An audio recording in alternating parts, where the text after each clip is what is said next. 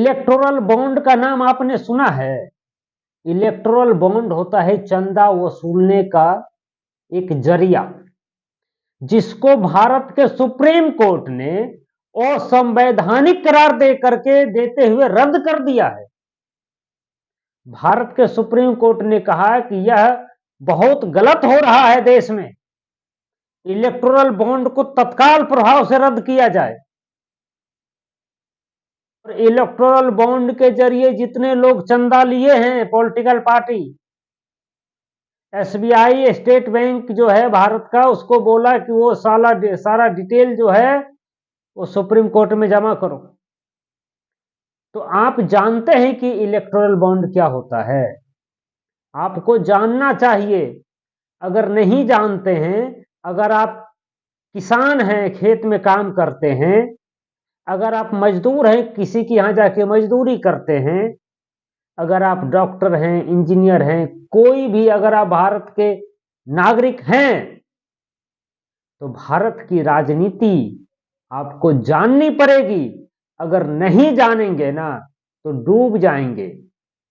अगर आपको ये लगता है कि देश की राजनीति में, भारत की राजनीति में, बिहार की राजनीति में क्या हो रहा है, इस बात से मुझे क्या फर्क पड़ता है, तो ये जान लीजिए कि फर्क आपको जरूर पड़ेगा। राजनीति देश का भविष्य तय करती है। मैंने कई पढ़े लिखे लोगों को ये कहते सुना है कि राजनीति बहुत गंदी चीज है, इसमें लोगों को नहीं आना चाहिए। मैं आपको बता दूं कि राजनीति बहुत बेहतर चीज है। आप आइए नहीं आइए, नेता बनिए नहीं बनिए, ये अलग चीज है, लेकिन राजनीतिक व्यक्ति तो आपको बनना ही पड़ेगा।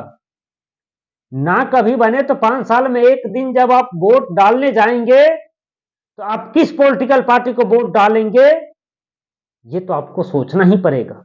उस दिन तो आपको राजनीतिक होना ही पड़ेगा। इसलिए राजनीति में क्या चल रही है, चाणक्य ने कहा है कि राजनीति देश का भविष्य तय करता है। इसलिए हर व्यक्ति को राजनीति में दिलचस्पी लेनी चाहिए, राजनीति के बारे में जानना चाहिए।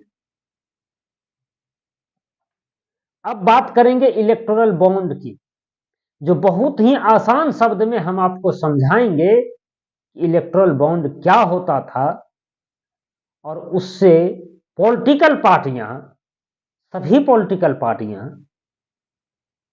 कैसे अवैध रूप से चंदा की वसूली करती थी।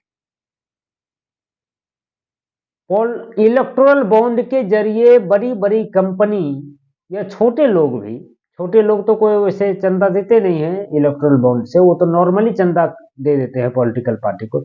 बड़ी बड़ी कंपनियां सैकड़ों करोड़ रुपया, हजारों करोड़ रुपया, करोड़ों करोड़ रुपया जो है वो पॉलिटिकल पार्टी को गुप्त रूप से चुपचाप जाकर के चंदा दे देता है।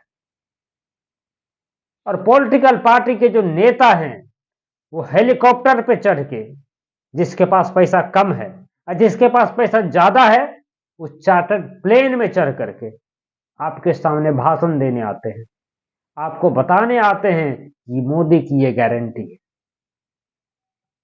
आप देखे हैं मोदी जी जो चुनाव प्रचार करने आते हैं तो चार्टर्ड प्लेन से आते हैं। आपको पता है कि सरकारी प्लेन का इस्तेमाल निजी व्यक्तिगत कारणों से नहीं किया जा सकता है, चुनाव के लिए नहीं किया जा सकता है, तो वो सरकारी प्लेन नहीं है। प्लेन भाड़ा पर लेते हैं, वो चार्टर्ड प्लेन भाड़ा पर लेते हैं, या तो कोई पॉलिटिकल या कोई जिसका प्लेन है वो फ्री में दे देता है घूमने के लिए। और फ्री में कोई कुछ तो दुनिया में देता नहीं है। अगर मोदी जी को कोई प्लेन चढ़ने के लिए फ्री में देता है तो मोदी जी उसके बदले जरूर कुछ न कुछ काम करते हैं। इसलिए इलेक्टोरल बॉन्ड के ही बारे में आज चर्चा करेंगे। मैं चर्चा भी को बहुत विस्तार में नहीं ले जाना चाहता हूं।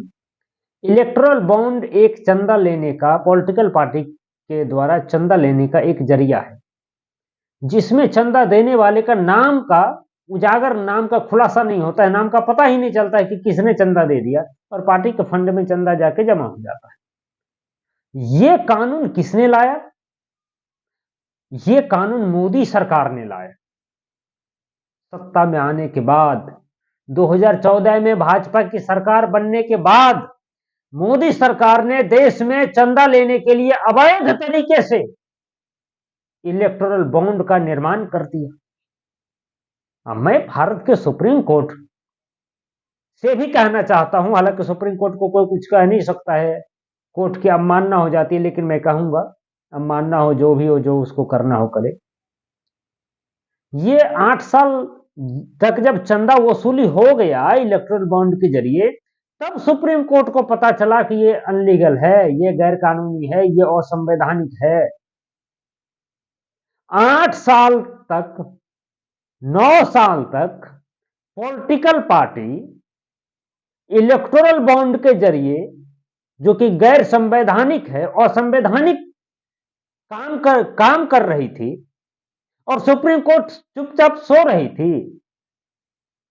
8 साल बाद सुप्रीम कोर्ट को पता चलता है कि इलेक्टोरल बॉन्ड जो है वो असंवैधानिक है, इसे चंदा नहीं लिया जाना चाहिए। ये आप सोचिए, क्योंकि जो कंपनी सरकार को चंदा देगी, सारे कानून उसके हिसाब से बनेंगे। आपको पता है कि कई एयरपोर्ट जो है वो बड़ी बड़ी उद्योगपति को दे दिया गया है, जैसे गौतम अडानी को दे दिया गया है, रिलायंस को कुछ ढेर सारी चीज दे दिए गए हैं। आपको कह दिया जाता है कि सो फलाने कंपनी एयरलाइंस जो है वो घाटे में चल रही थी, एयर इंडिया घाटे में चल रही थी, इसीलिए बेच दिया गया। बीएसएनएल घाटे में चल रही है, इसीलिए निजी लोगों को दे दिया जाएगा। फिर बीएसएनएल निजी लोगों से जो है ना, वो आज जब भारत की जनता से सिरिंज से खून जैसे खींच रहा, वैसे ही खून खींच लेगा। जरा एक बात बताइए कि कोई कंपनी, सपोज डेट मान लीजिए कि बीएसएनएल अगर घाटे में चल रही है, तो प्राइवेट कंपनी के पास क्या जादू की छड़ी है? प्राइवेट कंपनी के हाथ में बीएसएनएल जाते ही बीएसएनएल तरक्की करने लगेगी। अगर प्राइवेट कंपनी के पास जादू की छड़ी है, तो भारत सरकार के पास जादू की छड़ी क्यों नहीं है?